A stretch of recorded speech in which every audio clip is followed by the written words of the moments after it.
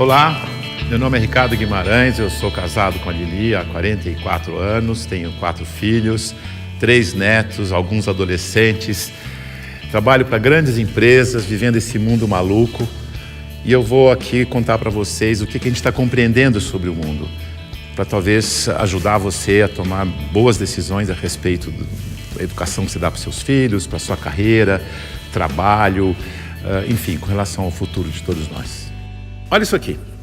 Esse desenho, ele significa o que está acontecendo com o mundo. Parece um cardiograma, mas não é um cardiograma. Ele mostra que tem um momento que as coisas estavam muito paradas, quase mortas, e começa a acelerar e passa a ter uma animação, uma vida que não tinha antes. Tudo ficou acelerado. Sabe por quê? Por causa da tecnologia de informação e comunicação. Nessa fase, tinha pouca gente no mundo e a tecnologia de informação e comunicação era muito rudimentar e cara. Telefone fixo no lugar, imagina. Demorava muito para as coisas acontecerem. O cenário era estável, quase parado, lento, previsível, controlável, simples. Acontecia uma coisa de cada vez. Nessa fase, criamos instituições com hierarquias poderosas que controlavam o mundo. E nós nos sentíamos muito seguros, porque tudo permanecia igual por muito tempo.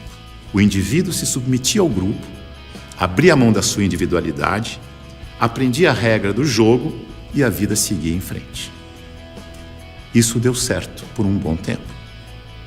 Aí, com mais gente no mundo e com uma tecnologia de informação e comunicação mais poderosa e mais barata, todo mundo tomando decisão o tempo todo, numa velocidade absurda, o mundo começou a ficar instável, dinâmico, rápido, imprevisível, transparente, fora de controle, complexo. E nessa dinâmica toda, além da instituição, surge um novo personagem muito poderoso.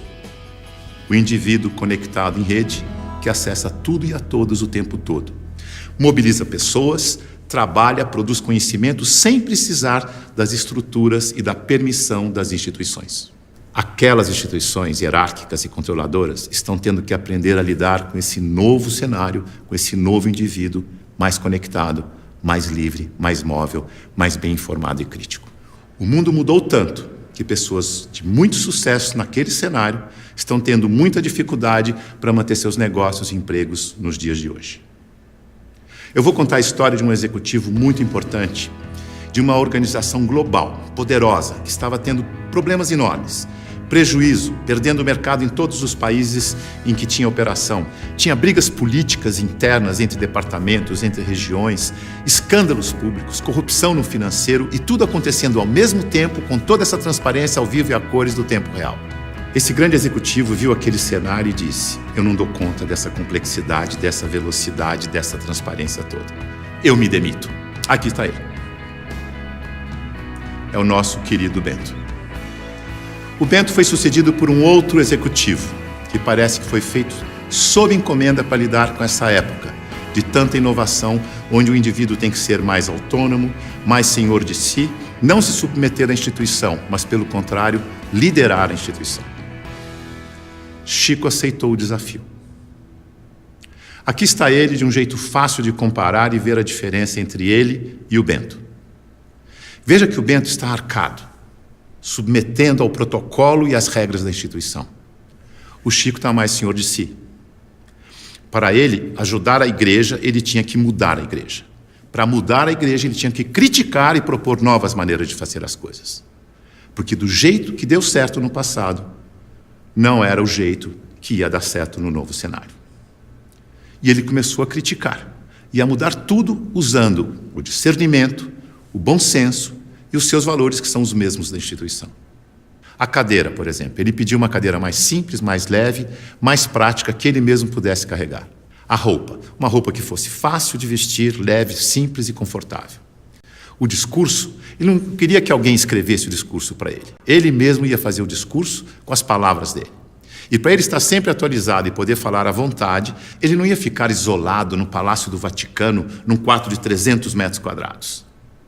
Escolheu morar no Palácio Santa Marta, num quarto de 30 metros quadrados, junto com os outros 400 padres e bispos que viajavam pelo mundo, e ele ia almoçar com esses padres e bispos para poder conversar, trocar ideias e saber o que estava acontecendo no mundo. Mandou tirar o vidro do Papa Móvel para poder falar com o povo. Mudou a política de investimentos do Vaticano para ficar de acordo com as crenças da Igreja. Isto é, investir em empresas que prezam os valores cristãos, porque se a política de investimento não estiver de acordo com as crenças da Igreja, como é que ele ia ter credibilidade quando ele fosse vender a fé da sua Igreja? Veja que ele está colocando em prática o seu discernimento para mudar tudo na instituição, da cadeira aos investimentos. Ele busca simplicidade, praticidade, economia, agilidade, leveza e consistência. O Chico é um bom exemplo de sucesso neste novo cenário. A mudança é tão grande que os historiadores dizem que está terminando a sociedade industrial e está começando a sociedade do conhecimento, a sociedade em rede, a sociedade do indivíduo conectado em rede. É uma época de transição e nós estamos aqui, exatamente no meio dessa transição. Veja o que está acontecendo. Neste ambiente estático, estável, a boa empresa funcionava como um relógio, uma engrenagem sem vida, isolada do ambiente, tic-tac, tic-tac, tic-tac, onde o empregado era uma peça da engrenagem. O futuro era igual ao passado. Na medida em que o ambiente foi ficando mais mutante, mais veloz, novidade a toda hora, imprevisível, a empresa tem que se atualizar, aprender e evoluir o tempo todo para não desaparecer. Não é mais conservar, mas é adaptar-se, aprender, evoluir. Não pode ser um relógio que se repete eternamente igual, mas um sistema vivo, aberto, interativo, que aprende e evolui sem parar. E as pessoas não podem ser peças de engrenagem que se repetem sem pensar. Tem que ser células vivas, sensíveis, críticas, interativas, que trocam ideias, sugerem soluções, como o Chico. A boa notícia é que a gente sabe gerenciar muito bem os sistemas vivos. Sabe por quê? Porque nós somos sistemas vivos. Somos feitos de sistemas. Sistema respiratório, sistema endócrino, sistema ósseo, sistema digestivo. Sistema é um conjunto de elementos que trabalham de forma interdependente com um propósito comum. Como o nosso corpo. O ponto mais importante para a saúde do nosso corpo é a interdependência. Veja no seu próprio corpo. Nossos órgãos trabalham de forma interdependente, sempre em busca do equilíbrio do corpo. Esse é o propósito. Se um órgão declara independência, e isso se chama câncer, o corpo entra em colapso. A integração entre os órgãos desaparece. A energia do corpo se esvai, não consegue mais interagir com o ambiente nem reagir aos estímulos. Como sistema aberto, ele vai sucumbir ao cenário. Então, se você quer trabalhar numa empresa de sucesso neste cenário, ajude a funcionar como um sistema vivo aberto. Você sabe, porque você é um sistema vivo aberto. Mas aqui vão algumas dicas para ajudar. Use o seu discernimento, seu bom senso e intuição. Confie em você. Promova a integração e a interação, onde você estiver. Seja sensível a informações relevantes para aperfeiçoar seu trabalho e a empresa. E o mais importante de tudo, reconheça que a realidade é interdependente. E por isso precisa da participação de cada um e de todos para resolver os seus problemas. Lembre-se, a boa gestão da interdependência garante a boa saúde do seu corpo e da corporação. Mais uma dica, não deixe as pessoas confundirem autonomia com independência. Autonomia significa que você tem consciência de que faz parte de um todo maior e por isso você pode falar pelo todo. Por isso pode ocupar cargos de responsabilidade na hierarquia. Independência é quando você não se reconhece como parte do todo e olha só para a sua parte, colocando o todo do sistema em risco de colapso.